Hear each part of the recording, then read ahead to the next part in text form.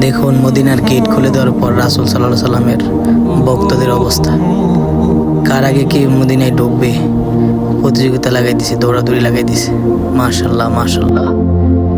ফিদাকা ইয়া আবি ওয়া উম্মি ইয়া রাসূলুল্লাহ সাল্লাল্লাহু আলাইহি ওয়াসাল্লাম।